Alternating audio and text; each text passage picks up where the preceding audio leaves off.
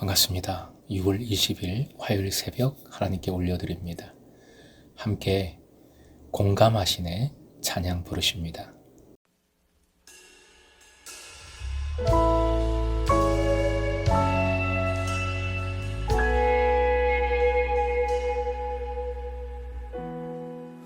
혼자서만 세상을 사는 듯이 주가 멀어 보이기만 할 때 우리는 바라보아야 하네. 우리에게 오셨던 그 주님을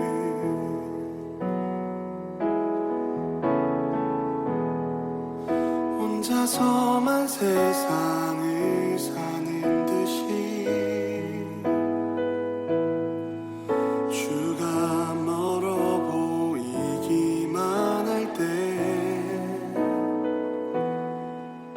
우리는 바라보아야 하네.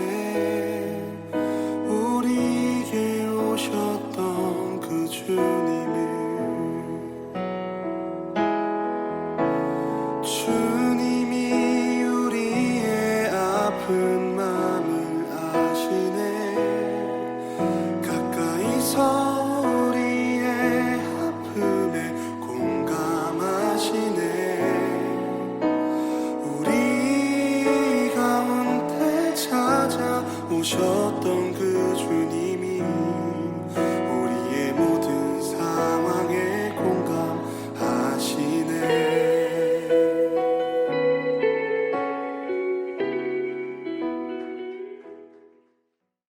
오늘 말씀은 로마서 14장 1절에서 6절, 로마서 14장 1절부터 6절까지입니다.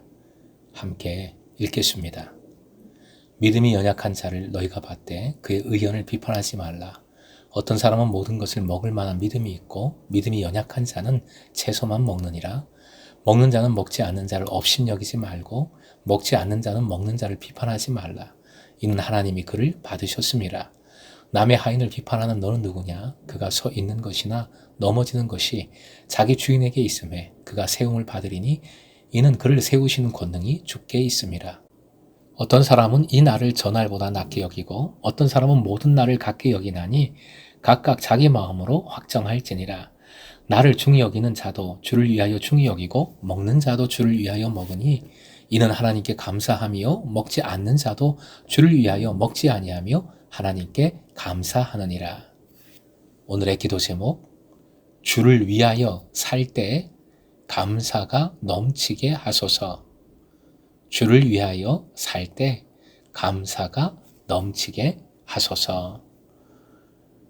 이제 바울 사도는 교회 공동체 속에서 함께하는 믿음의 약자에 대한 의무로서의 사랑 실천을 논의합니다. 1절, 믿음이란 하나님께서 예수 그리스도를 통하여 의롭게 하신 것을 믿는 믿음이지요. 여기서 믿음의 연약함은 하나님 또는 하나님이 하시는 일에 대한 전적인 신뢰의 결핍이라 할 수 있습니다. 그들을 받고 그의 의견을 비판하지 말라 합니다.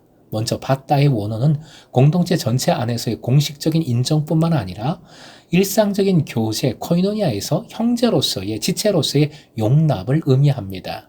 모든 일에 있어서 마음속에서 우러나오는 환영을 뜻하는 것이지요. 그리고 비판은 과도한 의심이나 주장에 대한 비판이나 이로 인한 논쟁을 다 아우르는 의미입니다. 이에 관한 예를 두 가지 열거하고 있습니다. 먹는 문제 그리고 절기, 날에 대한 문제입니다. 2절, 3절은 첫 번째 먹는 문제입니다. 먹는 문제 중요합니다.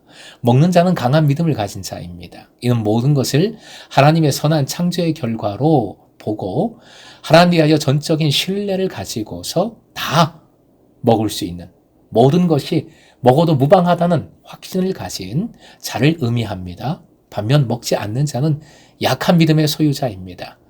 먹는 자는 넘치는 자기 확신으로 인해 그렇지 못한 약한 자들을 무시하고 경멸하는 유혹에 빠질 가능성이 있습니다. 하나님의 관점에서 보면 믿음이 약한 자들이라고 해서 그들이 아무것도 아닌 것이 절대 아니지요. 그들은 믿음의 약함에 앞서 반드시 존중받아야 할 하나님의 피조물, 나아가 구원을 약속받은 하나님의 귀한 백성입니다. 반대로 음식 문제에 관하여 보수적인 생활 스타일의 소유자들은 이에 대하여 자유스러운 생각을 하고 있는 자들을 향해서 함부로 정죄, 판단할 수 있습니다. 그래서는 안 되는 것이죠. 특히 당시 유대인들이 음식에 관한 금기 조항을 그들의 정체성을 나타내는 것으로 삼아 그렇지 못한 이방인들을 정죄하곤 했던 역사적인 사실을 떠올려줍니다. 5절 두 번째로서 날, 절기의 문제입니다. 어떤 사람은 이 날을 전날보다 낮게 여깁니다. 중요하게 여깁니다.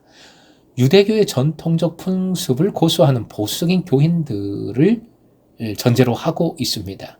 대표적으로 안식일의 전통.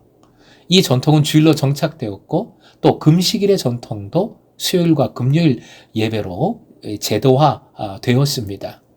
하지만 그 안식일 또 그 절기, 그 날들을 다른 날보다 중요하게 여기는 그런 신앙은 바로 버리지 못했습니다.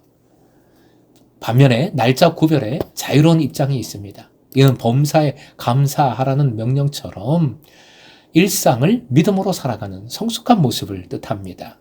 6절 어느 쪽의 입장을 취하든 중요한 것은 각자가 자신의 입장에 대해 확신을 가지고 소신 있게 행동하는 것입니다. 어느 입장을 취하든 궁극적으로 주를 위한 것이어야 합니다. 왜냐하면 모든 것은 주님께서 다스리시기 때문입니다. 3절 업신여기지 말고 비판하지 말아야 하는 근거는 하나님께서 그 지체를 용납하셨기 때문입니다. 이에 대한 비유가 4절 하인의 비유입니다. 하인에 섰는 것과 넘어지는 것은 주인과의 관계에서 부여된 책임의 완수를 통한 성공이나 실패를 비유하는 표현입니다. 이 모든 것은 전적으로 주인의 판단에 있습니다. 하인의 입장에서는 그런 판단 주인이 하는 것이니까 주인께 맡기고 자신은 주인을 섬기는 일에 최선을 다하는 것이 하인으로서의 본연의 임무를 다하는 것입니다. 그런데 주인이 아닌 다른 사람이 이에 대하여 판단하는 것은 말도 안 되는 일이지요. 보기에 따라 그 모습, 그 행위가 불만족스럽다 할지라도, 마음에 들지 않는다 할지라도 하나님께서는 하인의 주인처럼 그 연약한 믿음의 사람을 세우실 수 있는 전권을 갖고 계십니다. 하나님께 맡기고 그를 용납해야 하는 것이지요. 그러기에 주를 위하여 먹고 주를 위하여 날도 지키고 주를 위하여 서로 용납해야 하는 것입니다.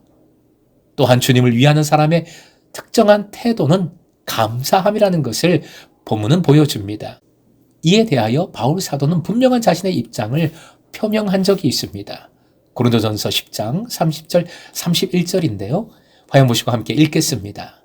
만일 내가 감사함으로 참여하면 어찌하여 내가 감사하는 것에 대하여 비방을 받으리요? 그런즉 너희가 먹든지 마시든지 무엇을 하든지 다 하나님의 영광을 위하여 하라. 아멘. 사랑하는 금성의 제자 여러분, 업신여기거나 정죄하듯 비판하는 일은 모두 서로를 향해 사랑이 결여된, 아가페 사랑이 결여된 마음의 상태에서 비롯된 것입니다. 시시비비를 가리는 지적, 판단이나 질문, 논쟁 등의 일은 사랑으로 서로 용납하는 태도에 비해 분명히 후순위가 되어야 합니다. 사랑이 먼저입니다.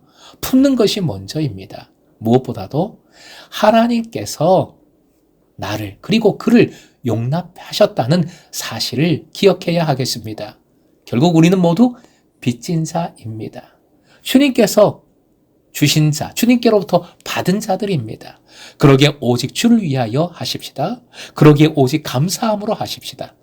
오늘도 주님을 위한 제자, 무엇을 하든지 주님을 위하여 하는 제자, 감사가 넘치는 제자 되어 하나님께 찐 영광을 돌리시길 주님의 이름으로 축원드립니다.